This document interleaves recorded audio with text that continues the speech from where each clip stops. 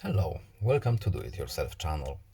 Today I will show you how to add photo to a existing contact that we have in our phone book in Samsung Galaxy S22.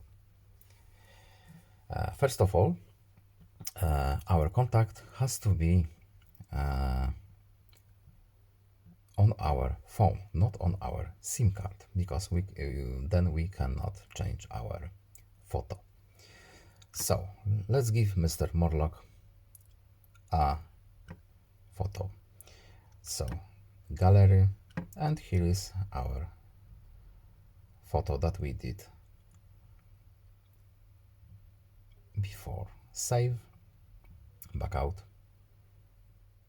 and as you can see, our Morlock now has a picture.